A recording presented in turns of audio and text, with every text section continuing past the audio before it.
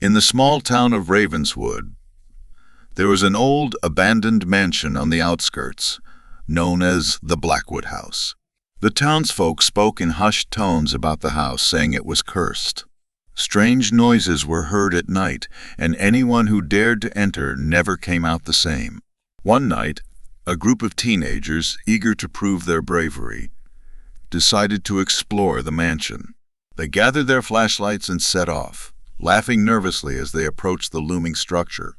As they stepped inside, the air grew colder, and an eerie silence enveloped them. The floorboards creaked under their feet, and cobwebs hung like curtains in every corner. They split up, each one exploring a different part of the house. In the basement, Lisa found an old chest covered in dust. She opened it and found a collection of old photographs and a diary. As she flipped through the diary, she read about a family who had once lived there, the Blackwoods. The entries spoke of strange rituals and a hidden room beneath the house. Meanwhile, in the attic, Tom found a series of disturbing paintings depicting shadowy figures and twisted faces. He felt as though the eyes in the paintings were watching him, following his every move. He called out to his friends, but there was no response. Downstairs, Jack discovered a hidden door behind a rotting bookshelf. He pushed it open and found a narrow staircase leading down into darkness. He hesitated, but then descended, his flashlight flickering. At the bottom, he found a small, windowless room filled with ancient symbols and a large stone altar. Suddenly, the door slammed shut behind him, and the room was plunged into darkness. Jack's flashlight went out, and he fumbled in the pitch black, his heart pounding. He could hear whispers all around him, growing louder and more frantic. Lisa and Tom, hearing Jack's shouts, rushed to find him. They managed to pry open the hidden door and found Jack standing in the center of the room, staring blankly at the altar. His eyes were wide with terror, and he seemed unable to move. As they approached him, they felt a chill run down their spines.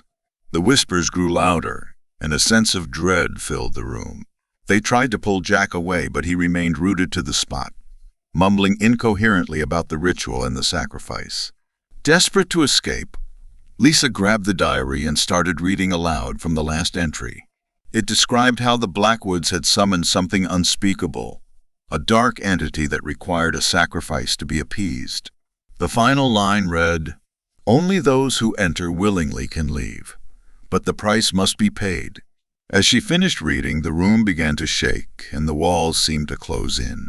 The whispers turned into a deafening roar, and a shadowy figure emerged from the darkness. It reached out with clawed hands, and the teenagers screamed in terror. In a final desperate act, Lisa threw the diary onto the altar, and it burst into flames. The shadowy figure recoiled, and the room was filled with a blinding light. When the light faded, the teenagers found themselves outside the mansion, gasping for breath. They never spoke of that night again, but they knew the Blackwood house still held its dark secrets, waiting for the next unsuspecting souls to enter. The townsfolk continued to whisper about the cursed mansion, and the legend of the Blackwoods grew darker with each passing year. This story delves into the theme of forbidden knowledge and the terrifying consequences of uncovering dark secrets, leaving an unsettling feeling that lingers long after the tale ends. Late at night, Jake found himself exploring the abandoned asylum on the outskirts of town, driven by a dare from his friends. They had mocked his bravery, betting he couldn't spend an hour inside without running out. Determined to prove them wrong, Jake ventured into the decaying building. As he moved through the dimly lit corridors, his flashlight flickered, casting eerie shadows on the peeling walls. Suddenly he heard a faint whisper, a chilling sound that seemed to come from the very walls themselves. Heart pounding, he turned a corner and froze. There, barely visible in the darkness, stood a figure. The figure seemed almost human, but something was terribly wrong. Its skin was pallid and stretched tight over gaunt bones, its eyes sunken and lifeless. It wore tattered remnants of what might have once been a hospital gown, now stained with dark, unidentifiable patches.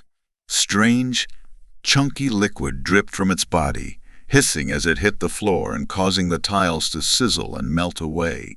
Jake's breath caught in his throat as the figure slowly lifted its head, revealing a face twisted in eternal agony. He tried to back away, but his legs felt like lead, rooted to the spot. The figure began to move towards him, its movements slow and deliberate, each step accompanied by a sickening, squelching sound. A low, guttural moan escaped its lips, filling the air with a palpable sense of dread. Desperation surged through Jake as he fumbled with his flashlight, its beam faltering before it died completely. He was engulfed in darkness, his senses heightened by the oppressive silence that followed. The moan grew louder, closer, and he could feel the chill of its presence mere inches away. Suddenly, the figure's body seemed to dissolve, the strange liquid allowing it to slip through the walls and reappear right in front of him. Jake watched in horror as the liquid oozed toward him, threatening to decimate any organic matter it touched. Summoning the last of his courage, Jake turned and ran blindly through the asylum's labyrinthine halls, the sound of pursuit echoing behind him. He burst through a door, only to find himself trapped in a small, windowless room. As he turned, the figure was already there, its liquid form solidifying into a grotesque mass. The substance shot out, wrapping around Jake's legs and dragging him to the floor. He screamed in agony as the liquid began to eat through his skin, his flesh sizzling and melting away. The pain was excruciating, his nerves ablaze as the substance worked its way up his body, dissolving muscle and bone alike. Jake's screams echoed through the asylum as the entity tore into him, its touch a burning, corrosive death. His vision blurred. The last thing he saw was the figure looming over him, its empty eyes watching his life drain away. His body convulsed one final time before he succumbed to the unimaginable pain. The asylum fell silent once more, the air thick with the smell of decay and burnt flesh. The dark sentinel resumed its watch, waiting patiently for the next curious soul to wander in, unaware of the horror that awaited them. If you're reading this, I assume you're a member of a band with an upcoming performance. Congratulations, I'm very proud of you. I'm sure your conductor has taught you almost everything you need to know, almost everything. There's something conductors conveniently forget to mention to new members: the lights out incident. As a survivor of countless lights outs, I will explain to you what they are and how to survive. Lights out is a phenomenon that occurs randomly during a concert. There will be a deafening sound, almost like a record scratch. It's so extremely loud that my ears have bled from it before. After that, the lights will go out, making the auditorium pitch black. You may notice that you can no longer hear the audience, and whether they're still there is debatable. You may feel a pressure in your ears, as if they were submerged underwater. Do not attempt to turn on any lights. Do not attempt to restart the stage lights, turn on a flashlight, or create any other source of light. Try your best not to panic either. And for the love of God, do not stop playing your instrument. It doesn't matter if there's a rest in your music, keep playing. Whether it be your actual piece or random nonsense, just keep playing. If you need to breathe in, keep playing. If you have no air left and cannot force yourself to keep playing, may God rest your soul. Lights out will last anywhere from 5-15 minutes. Once the lights come back on, you may notice that a few of your fellow band members are missing. These poor souls didn't follow the rules properly. It's best not to think about them anymore.